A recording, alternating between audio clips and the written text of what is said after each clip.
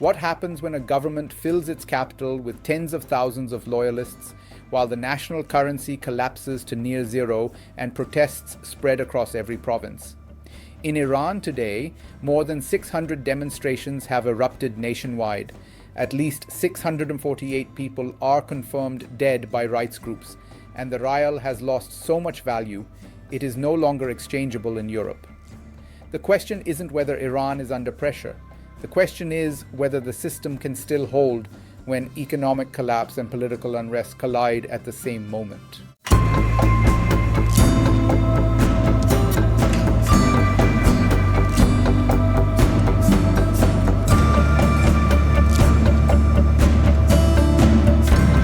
If this crisis escalates, Iran faces a choice that reshapes the region. If the protests fracture under force, the state tightens its grip, but risks long-term instability and isolation.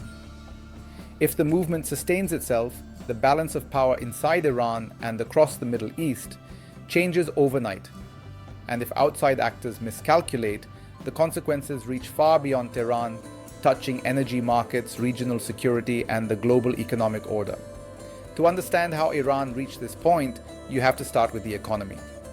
Iran is home to roughly 92 million people, and for years it has operated under heavy international sanctions that restrict oil exports, limit access to global banking, and choke foreign investment. Those pressures intensified in late 2025. Inflation surged past 42% in December alone.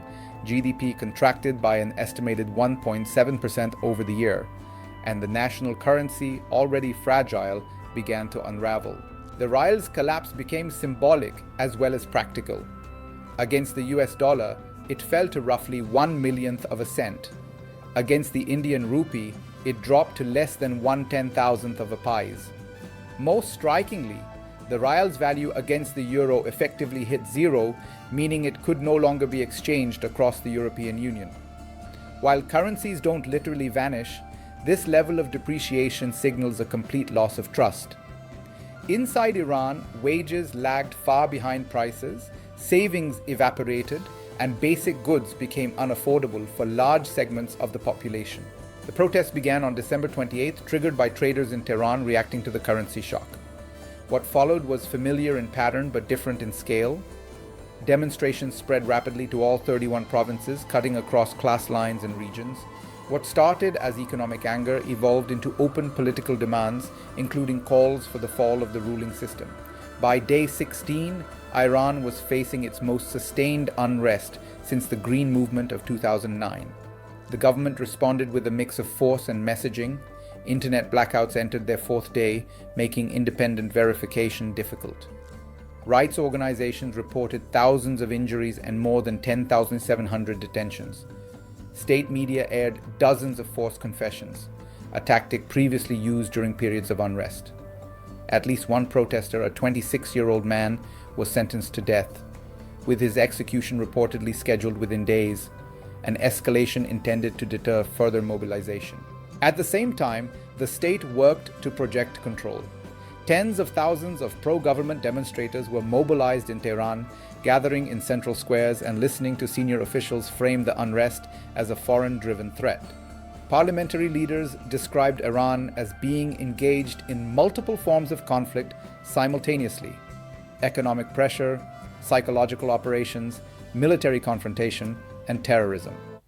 The supreme leader characterized the rallies as a signal to foreign governments following renewed warnings from Washington.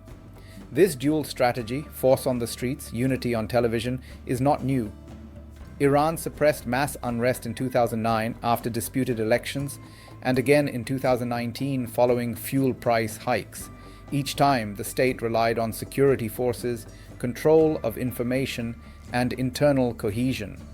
But the current moment is different in one crucial way. The economic base is far weaker. Sanctions remain a central factor. Oil revenues are constrained, access to foreign currency is limited, and financial isolation persists. In October 2025, Iran's parliament approved a plan to remove 4 zeros from the rial over a multi-year transition, a technical reset designed to make daily transactions manageable. But redenomination doesn't fix inflation, productivity, or investor confidence. It changes how numbers look, not what they buy. As unrest grew, officials accused foreign powers of exploiting the situation. The United States and Israel were repeatedly named as external actors seeking destabilization. Western governments, meanwhile, condemned the crackdown and called for restraint. Washington signaled that military force was an option but emphasized diplomacy. Germany and Canada publicly urged Iranian authorities to halt repression, adding diplomatic pressure without direct intervention. Inside Iran, the protest movement remained decentralized. There was no single leader, no formal organization, and no unified platform beyond rejection of current conditions. That fragmentation makes coordination difficult, but also limits the state's ability to neutralize the movement by removing figureheads. Into that vacuum stepped familiar voices from exile. Reza Pahlavi, the son of Iran's last monarch, urged security forces to side with demonstrators and claimed defections were underway, though independent confirmation remains limited. This sets up two critical what-if scenarios. What if the protests sustain momentum despite repression? In that case, Iran faces prolonged instability. Energy markets would react immediately. Iran holds some of the world's largest oil and gas reserves, and any disruption, real or perceived, adds volatility to global prices. Regional actors, from the Gulf states to Israel, would reassess security postures. Diplomatic pressure would intensify and sanctions could tighten further, deepening the economic crisis. The second scenario moves in the opposite direction. What if the state succeeds in suppressing the unrest? Short-term stability would return, but at a cost. Trust between citizens and institutions would erode further. Capital flight would accelerate, skilled workers would leave, and Iran's leadership would become even more cautious and inward-looking, reinforcing a cycle of isolation that limits long-term growth and regional engagement. The ripple effects extend well beyond Iran. In South Asia, energy-importing economies like India and Pakistan closely watch Iranian stability given its role in regional trade routes and energy supply. In the Middle East, tensions intersect with ongoing conflicts and rivalries, raising the risk of miscalculation.